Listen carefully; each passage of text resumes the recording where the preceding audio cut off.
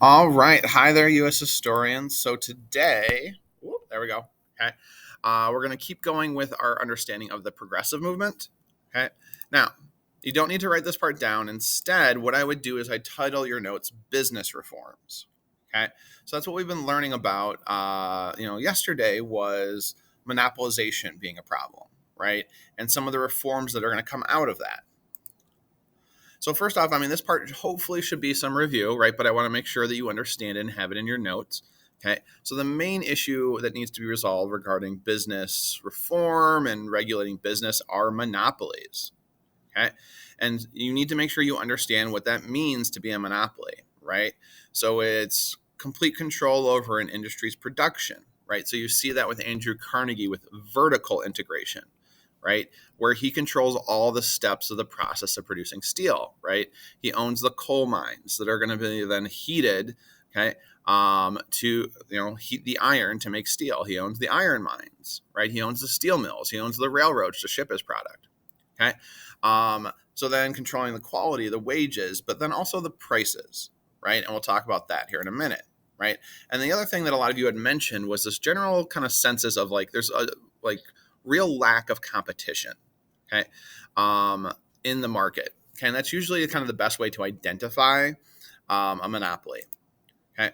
And so why does this matter, right? Well, it's harmful to consumers, okay, because they're going to produce poor quality of products because there's no incentive to want to improve their products. There's no competition out there putting out a better product, okay? And then they can raise prices, okay? And so we'll learn about this of modern day monopolies that don't do these things, right? And so then they're not deemed as harmful monopolies, okay? Now, the other place where they are harmful, okay, is to small businesses, where small businesses legitimately cannot compete against these large corporations because there's no room in the marketplace. They don't have the funds. They can't get exposure. They can't get production because a monopoly kind of dominates and controls that. All right. So again, what I'm going to ask you to do is set up your notes in a T-chart, just like we had done previously, where you have problems on one side, reforms on the other.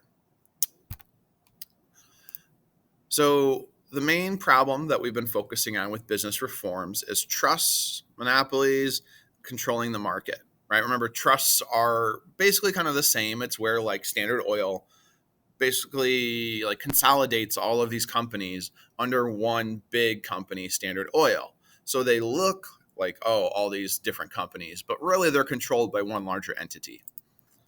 And so one of the laws we need to know is the Sherman Antitrust Act.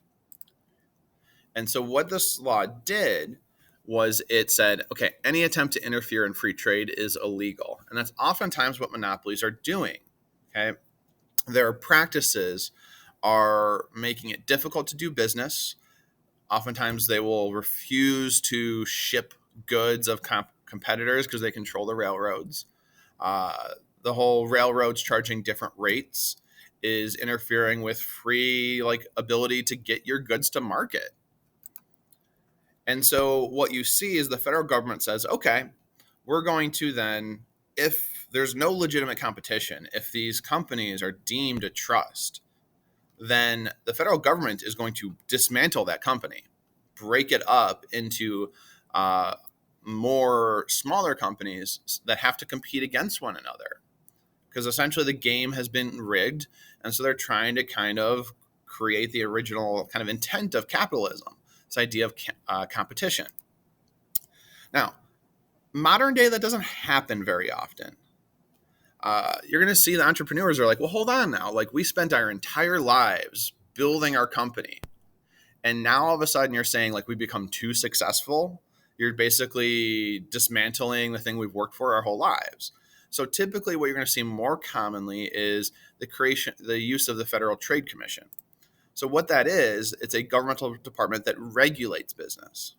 Now, at this time during the Industrial Revolution, that's not very common.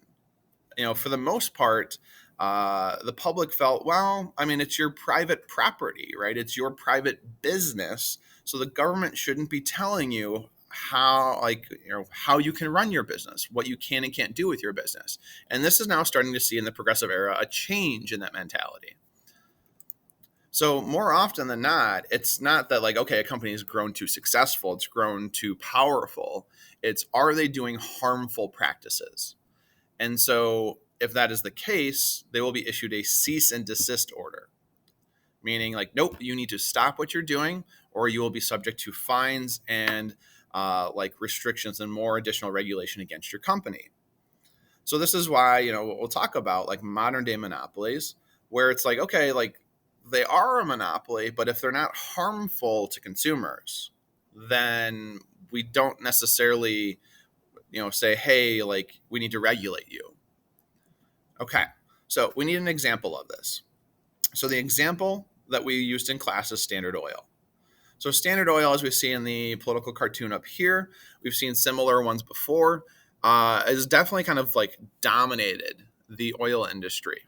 Okay, it's all under kind of one big cap, if you will, here of Standard Oil. But it's all these smaller oil companies. And now they're extending their reach to essentially corrupt politics. And so this is exactly what that means to be a trust, where it's, one big entity controlling a lot of smaller ones. I'll show you the visual here in a minute. And not only that, it's harmful. It's deemed that it's harmful to competition. And so in this instance, what they're going to do is John D. Rockefeller Standard Oil, after going through lawsuits and we read excerpts from Ida Tarbell's History of Standard Oil, that was the main evidence they used in court to say, you are using harmful practices here. And so they decided to break up this company into 33 different companies. So you'll see on the left here, let me see if I can, we'll go, no. Sorry, I'm being that guy right now. Okay. Yeah, this thing. Okay. So here's Standard Oil. And these are those like companies underneath its umbrella, right, that are part of that trust that essentially Standard Oil has kind of taken over. Now, all of a sudden, nope, we have dismantled it into 33 different companies that now have to compete against one another.